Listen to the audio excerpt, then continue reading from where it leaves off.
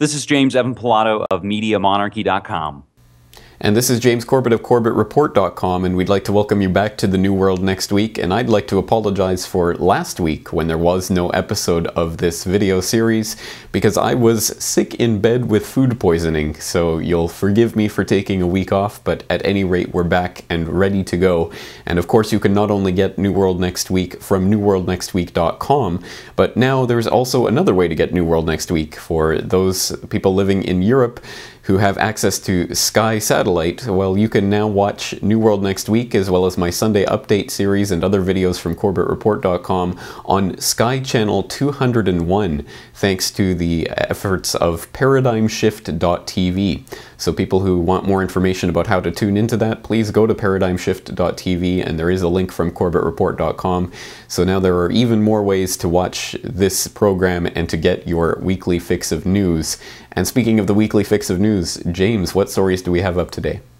There, of course, is so much to go over, and I think, we should tell folks that this show can by no means be a comprehensive rundown on everything that's going on in the world. And I would say sometimes just because we may not cover what would seem to be maybe an obvious or big story, it's not because we don't want to cover something or we're covering something up. It's just I think we try and put together 3 stories within the 15 minutes that kind of help paint a broader picture. So, James, there's a story going quite large here in the States, and it's February 16th to me here in Portland, Oregon. CBS reporter Laura Logan assaulted in Cairo, and this still comes around all the Egyptian events that we've seen around the world that, of course, seems like a domino effect.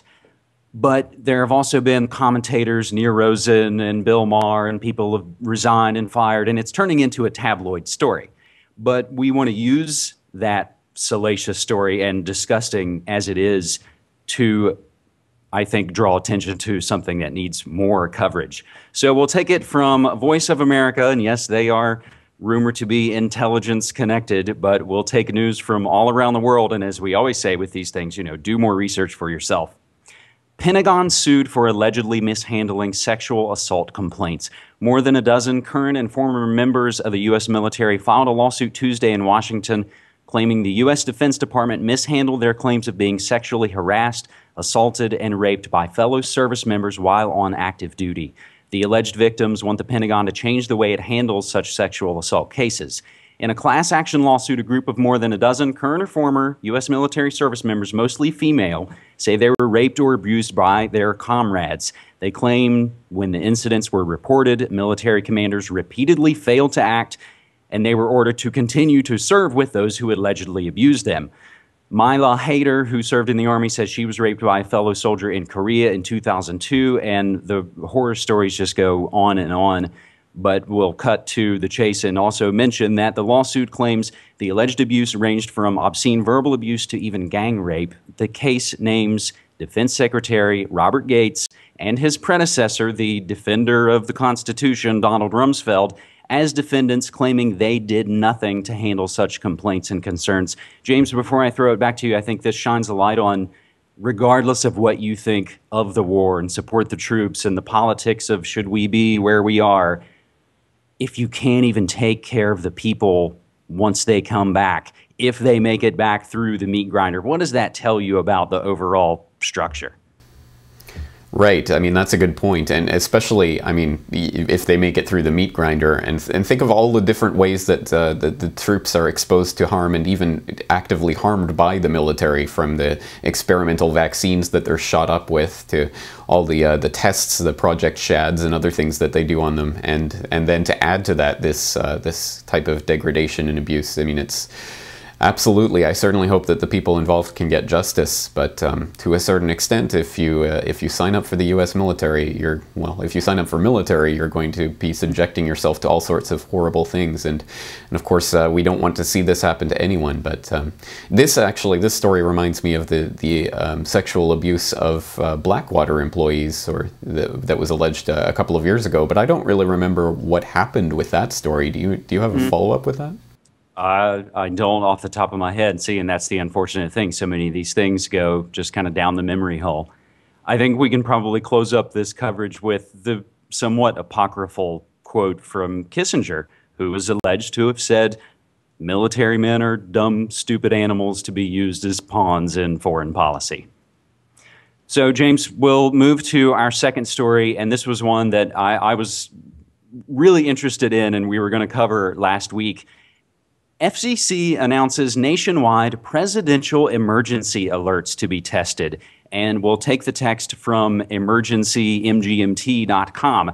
The FCC has made it official. It's released an order that requires participants in the Emergency Alert System, the EAS, namely broadcasters, cable operators, and certain satellite providers, to participate in the first ever national test of the EAS. The test will differ starkly from the monthly EAS tests the public knows so well. And folks here in the States know them from listening to the radio and probably all around the world as well.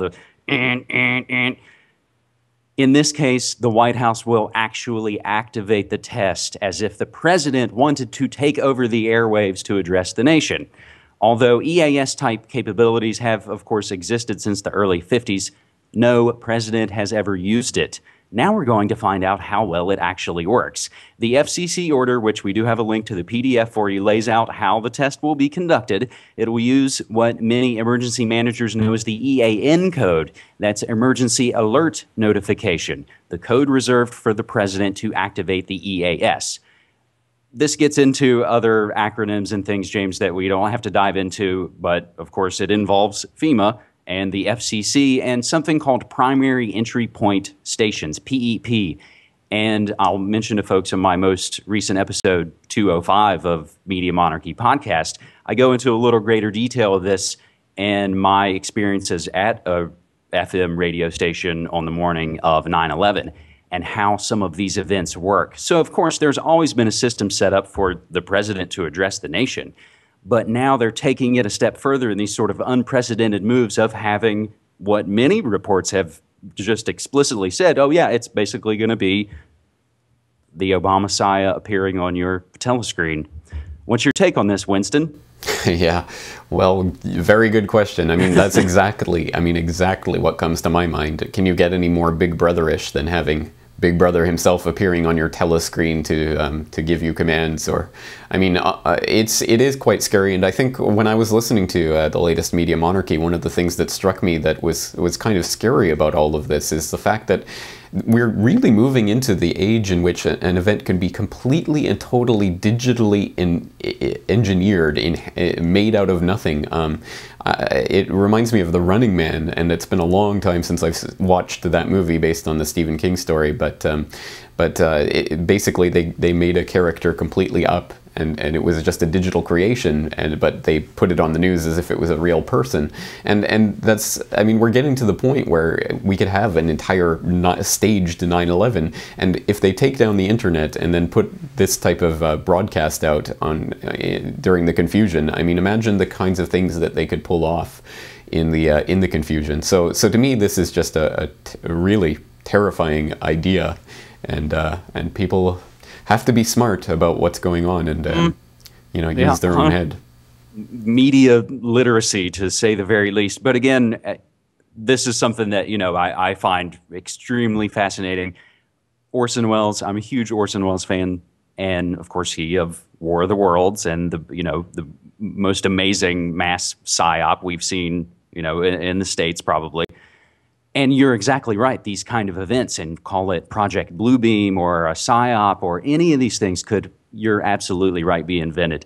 And I even think of a lot of my favorite films and shows usually have involved breaking through that encroaching system. So, films like Pump Up the Volume, or even in things like V for Vendetta, which I would not say is one of my favorites, but seizing the media to break through that wall. And that's always just kind of been, I think, a recurring theme. So this is kind of just really intrinsically important to me.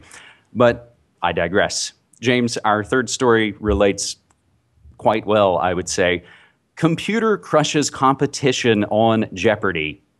The computer brained its human competition in Game 1 of the man versus machine competition on Jeopardy! On the 30-question game board, veteran Jeopardy! Champs Ken Jennings and Brad Rutter managed only 5 correct responses during the Double Jeopardy! Round.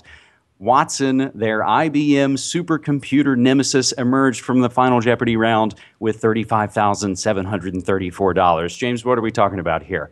IBM has created a supercomputer and is going up against the long-time, I think all-time Jeopardy champions. And the computer is named Watson. So you can also bring to mind, I believe it was when, Gary Kasparov played Big Blue in the chess tournaments, man versus machine. And it's the classic John Henry type of situation. The other part we'll take from CNET News, and that first bit was just from the Associated Press. Watson crashed quite often during these Jeopardy tapings, and it's noted watching IBM's Watson make spaghetti bolognese out of the silent lambs of humanity, former Jeopardy kings Jennings and Rutter, was a troubling experience. However, I've awoken to a little hope for the imperfect species. They revealed that Watson's performance wasn't quite as slick as it might have appeared in the precious few minutes of screen time were offered. He crashed a bunch of times. It took over 4 hours to tape the show. Most of the delays were due to the crashes. Now, there was a letter to the newspaper, and I can't recall if it was in our own Oregonian here, if I saw it in the New York Times, but somebody made the comparison that, well, yeah, of course, the supercomputer is probably going to win, but it's like being impressed that a NASCAR could beat a cheetah, that essentially these supercomputers or whatever they are still not going to compete against the dynamic human spirit, I would say, James. Right. Well, that's an important factor, and I don't want to be the Luddite here who is necessarily hating on technology, because it is an incredible accomplishment, and to program something to be able to respond to these types of answers and questions. It truly is a technological feat, and a round of applause for the people involved, but unfortunately it always comes back to who is controlling the technology. And as you and I know, IBM is a horrific company that was founded by a eugenicist for the purpose of carrying out eugenics, and was used explicitly for that purpose in Germany during the Nazi reign. So and what again, was his... Right, go ahead. What was his name? It was Watson? Yeah. So yeah, that's why they're naming the supercomputer that. I would say that this came up in conversation at work the other day, this Jeopardy IBM series going on. And it was a great opportunity to mention to folks that, hey, IBM, Holographic punch cards, the serum, they helped automate the Holocaust. They helped make it happen. The Final Solutions Company, and just mention, IBM and the Holocaust, the work of Edwin Black. That's, I think, one of the great ways that you can use these kind of water cooler pop culture kind of stories to get at the greater heart of what's going on. Right, and on that note, people who've listened to the Corporate Report might remember I used to interview Greg Nicoletos on a monthly basis about this type of story, and he's been offline for several months. They got hacked and they got taken down, but they're back up. So WeThePeopleWillNotBeChipped.com is back up, and it's a great resource on this topic specifically. Okay, so James, we're just about out of time, but we'll throw in one little bonus note as a follow-up to our previous episode's mention of Rumsfeld getting the award as a defender of the Constitution.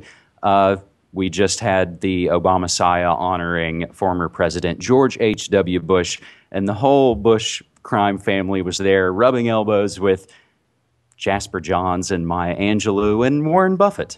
So there you go. Thanks for the update from the Ministry of Truth, Winston. And exactly. Thanks for all your help again this week. Thank you. All right. I appreciate it. Take care.